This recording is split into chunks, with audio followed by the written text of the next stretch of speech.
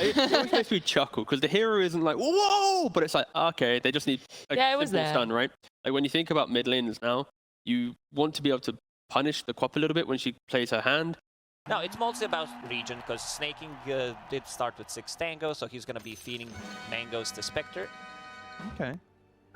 So feed the mangoes, have the mangoes. It's mango time, is what you're telling me. Let's see if Saksa goes down, top lane. He'll die. All right, Misha getting first blood. So you were correct. You're about to have, Misha level 6. So he'll have that sharpshooter to go to, and that's an extra chunk of damage. That's going to be something they could throw the way of OG to Tundra. So we'll see how that ends up going by. Is they're going to bring heroes down here towards bot. They've got the telekinesis onto BZM.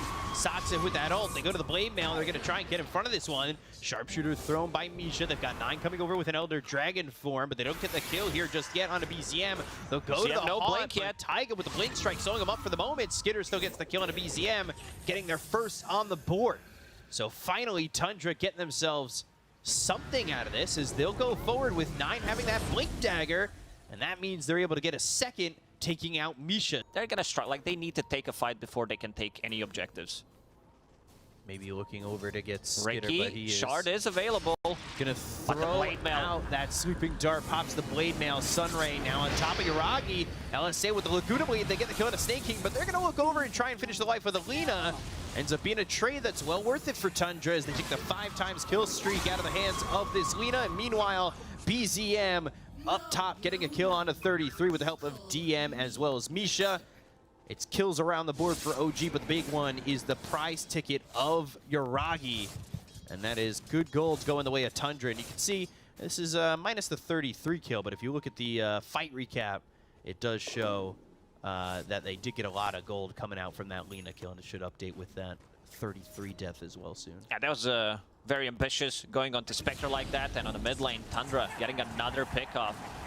With this type of a lineup, OG, like, they need to go for the kills. They need to get something done because coming into the late game, the lineup from Tundra is just way too powerful, especially when it comes to the team fight. We still haven't seen the full team fight in action. Again, he's going to get caught back to back. BKB, but they he jump can't get forward, it off. and he gets the BKB off. It's not going to matter. 9 ends up getting a kill there on Yuragi. That is a late BKB. I kind of worry for OG how they're going to be able to handle him, especially now working with this Helm of the Overlord.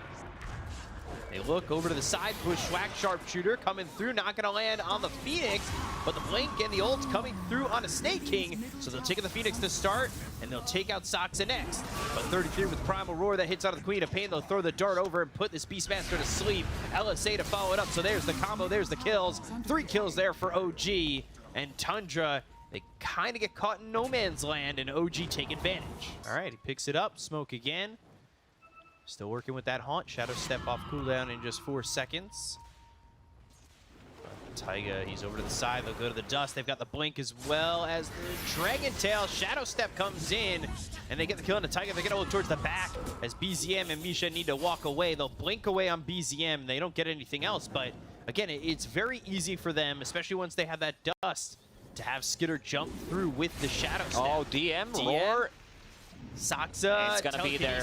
And that should mean that they've got this ready to go. Meanwhile, Saksa, he's also stolen the Sleeping Dart, so he can not only put them in with the telekinesis, but he has the sleep available, and Skitter with another kill on a DM. And DM caught with the telekinesis. They're going to go forward with the Shadow Step once again.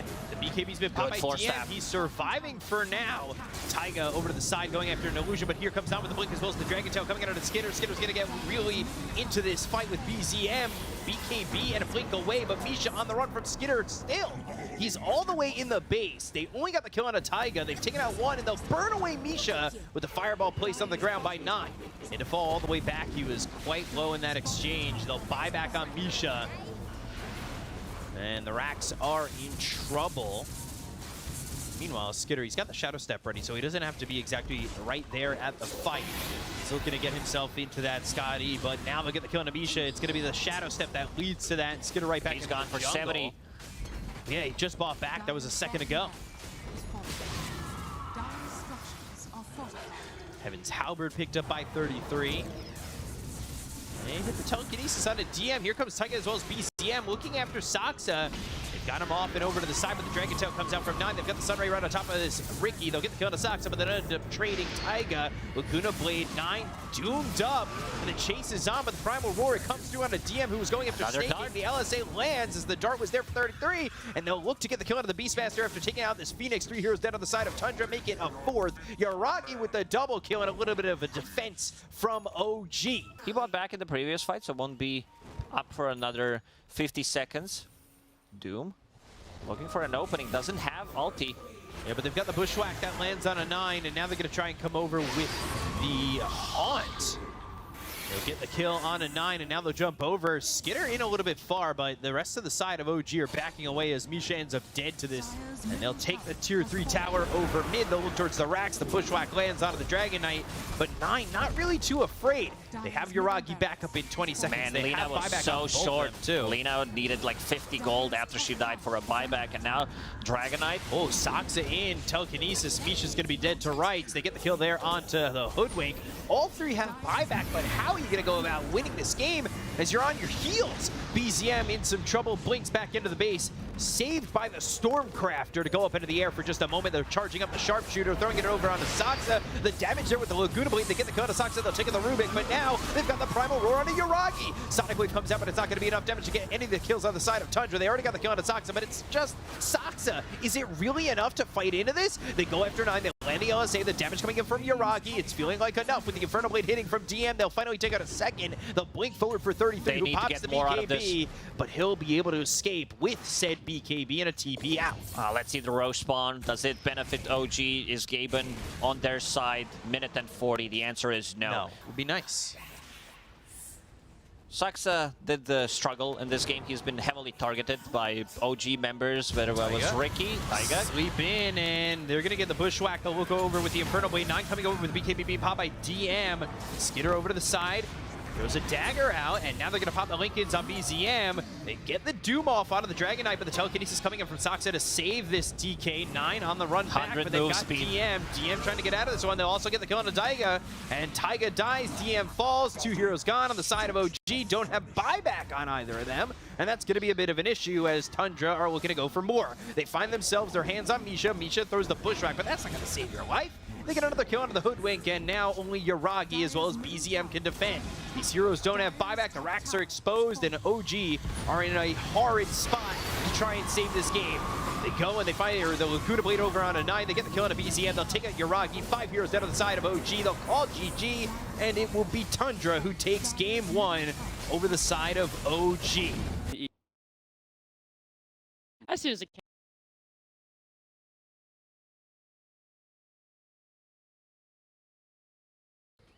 I enjoy playing Radiant because advantages, if I should choose, I choose Dire because you make stacks easier, you farm camps easier. So BZM, some words there as we see potentially First Blood coming in with Fairy Fire, but a slight coming through from BZM to get that First Blood taken out 9. So First Blood and on the board first again here for OG, which is something we saw in the first game. And, you know, OG did well. They had a tri-lane. They were laning what seemed to be all right, but gave too much space over. And they might be able to get Soxa, too. 33 coming over. Slight again. One more right-click needed to get the kill. And it will be Taiga on this Elder Titan to get the kill on the Soxa as 33 claims the life of Misha. So it ends up, at least in that sense, being a trade. Mid again. Snowball to BZM. But Searing Chains, Taiga, Stomp, Sleep, and a TP from Snake King with the Frostbite out on a Taiga. 9 will right-click away, but there's a lot of damage going on to the Snake King, and they'll get the kill there onto the Crystal Maiden. They end up trading Taiga. Usually we see this move from Brood when she takes the tier 1 tower on the bottom to TP and maybe the join, or she wants to dominate the bottom part of the map, but 33, he understands that he needs to help his team out. Walrus Punch, Bedlam right on top of Misha, and that is that single target damage that comes in from the Bedlam. I remember back when Dark Will was just released, that damage was absolutely insane on a solo target. I believe it was like 900. And they're still looking to get a return here on Soxa. Slight again from BZM, so a dominating spree for the Ember. He was thinking about TPing out, but the good stun coming out from Taiga. I like that 9 is going for Deso straight away. He understands that they might lack some damage, considering that Broodmother is more of a utility hero than the damage-dealing hero. So going into Deso as a first... Over. Oh, good Snowball, silence. and the silence comes out, so this is trouble for 9. 9 trying to stay alive as Snaking goes into the ult. They get the kill on Amisha, they'll look over as Skinner goes on or Yuragi. Down goes 9. BZM with the slight to get that kill, and now Yuragi falls to Saksa. They finish off Saksa again as BZM with a double kill. Slight over to the side, and, well, it's a trade 2 for 2. Setting up that sharpshooter. Now the snowball over. They're trying to catch him, but stays in the slight, the sleep coming through. But now Yuragi over and looking for Saksa. Thinking about Terrorize to throw at these heroes as the Air Splitter comes in from Taiga. A slight move forward from BZM, and they are going to get the kill on the Snaking. Now they'll look over the rest. Snowball hits out of Taiga, the Walrus Punch to get the kill. Saksa, he's got credit for that as 9 falls to BZM. BZM's been able to take advantage of these low heroes and using these slights to get a couple of these kills in fights again and again and again. They take the tier 2 up in the top lane, and then a smoke right off that for both teams. So Skitter's got that blink dagger. He's going to be trying to jump in, but they're working with an Aegis on the side of OG. They'll find themselves Taiga, and it's 3 shots to death. They're going to look for more, though. Bramble Maze, Walrus Punch coming in. Yuragi needs to be careful.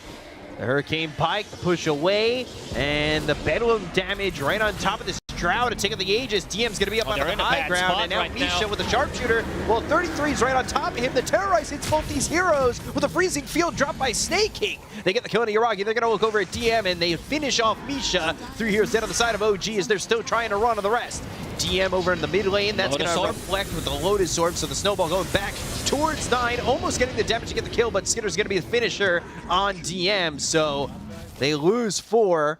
Tundra, they don't lose anything, and literally just go for the heroes that are on the outliers, and that's Misha at the moment. So Curse Crown, Yuragi, Bedlam, solo target. Already he's going to be right on top of this Drow, and Misha with a bushwhack, which lines him up for the sharpshooter. Saksa ends up going in a little bit too far, and they get the kill on the Dark Willow. So they save the Drow, they get themselves 1, and it's off the back of Misha landing a couple of spells. It was a good try from Dark Willow there. Potentially a solo kill, definitely worth it. Tundra's getting so much out of the map. Walrus Punch. Oh gosh, Misha. Starting to get some Deso charges. Yeah, that was a 1,000 damage Walrus Punch. And while that's going on, Taiga mid drops the Skitter. They're going to try and maybe have DM go in, but he doesn't have anything really around him to be confident just yet. Finally, the team's coming over. But by this point, 33, he's back in the high ground. Skitter, I think, is in a good enough spot where he can defend what OG bring his way. But if they do it the right way, maybe things work out. Side of his searing chains with BKB popped by BZM. They go after 33, but Skitter's on the back lines. Get to the bastions on it. Yuragi in some trouble with the Hurricane Pike. He'll get into the low ground. They take out this Broodmother. They'll look over at this Ursa. Ursa with the BKB. They get the kill on Yuragi. Saksa, he's on the back lines with the Bedlam looking for the Terrorize. He'll throw it over onto the Timbersaw. They get the Remnant over to kill off Snaking, but they lose DM. There's just so many great things happening for Tundra. Is now another great thing that's going on for them is Skitter getting a kill on the DM. They look over with the Remnant side of his searing chains. That locks up 2. Remnant once again with the BKB pop by BZM. Earth Splitter's off the mark. And here come Tundra turning this one around. Blink forward with the right clicks on a Taiga as well as BZM, but they're going to hold off for now. Look, they can choose where they want to fight with Bramble and Ice Shards. Yeah, split via the Shards, and DM back to the low ground with that Timber Chain. Got the Bushwhack coming in as well as the Sharpshooter. 9's in some trouble. He's rooted. That lands out of BZM, so he's feared up. They might be able to get the control off this. The Walrus Punch, the bashes from Skitter on a BZM. They get the trade, and they'll end up losing DM on top of that. So OG, it looked good for a moment until the Terrorize came out and Saksa showed himself. It's a 4-man smoke with Hoodwink dead for 3 seconds. They know. I mean, they use the scan. Blink Abyssal, the right clicks from Yuragi, doing nothing. This bear feels fine. As Skitter goes in with BKB, BZM's also popped his own. They get the kill on the Titan. They'll take out the other Titan immediately. He's going to buy back, but here comes 33. He's got the Hex. It's through into Yuragi. BZM trying to run. They get the Sharpshooter with the right clicks from Yuragi, but still not enough. Skitter thinking about going in. They just don't have the damage at all. They go over onto DM. They get the kill. Skitter with another one. Here comes That's a big AT ulti. But is it enough? Not really. BKB, snowball in, 9 with the Walrus Punch onto Yuragi, out. and now Yuragi needs to leave. Taiga trying to help out as the shards are blocking 33 for the moment, but he runs back and escapes with the rest of his team. And it's not really an escape, it's almost just like, all right, well, we'll reset. Tundra is so disciplined, man. It's so fun to watch. They go in, play around this ward that they just placed on the high ground, which is gonna get dewarded. They've got the Hex, it's on to Yuragi, the chase is on, the Spider Wings are there, they'll look for the Echo Stomp, but the BKB is going to be popped by 33. Yuragi, he does not have that BKB available for 45 seconds to force that away. The Terrorize not going to land. The Bushwhack locks up Skeeter for a second, and Yuragi's going to make it all the way back to the base, or will it? 33 refreshes. Here, there's the refresher. They're going to go in for this. They'll get the kill to Yuragi. They'll take the Drow. 90 seconds, no buyback. BZM's going to pop the BKB to get away, and Tundra, well, they finally get their hands around Yuragi, get the kill, and take him out. No buyback. Well, what do you do if you're OG at this point? It looks like wait for it all to come crumbling down. Tusk ready to go in. Punch. Walrus Punch all the way through with the Frostbite onto BZM. There is Skitter nearby as well. BZM Punch again. Snowball. They've got the Walrus Punch one more time. They get the kill on a BZM, and no buyback there either. He's level 25. 12% chance on Walrus Punch with the attack speed coming up from the Moon Shard. More than enough. And as you said, no buyback on Ember Spirit. Needs 400 gold for it. And now it's time for Tundra to siege. We're gonna go, and you look at 33. And no real fear, honestly, and there shouldn't be. They'll go for the racks, the sharpshooter's out. The Walrus Punch again, 1 punch, 1 KO. 9. He's going to be dominating. They're going to go to the Snowball all the way over with the Shark. Knockout power, 12%, and keeps just uppercutting them. They'll take out Yuragi, they'll call GG, and it's a 2-0 for the reigning TI champs of Tundra as they take out OG. Is this MMA or is this DotA? I mean, he just punched them out of the game.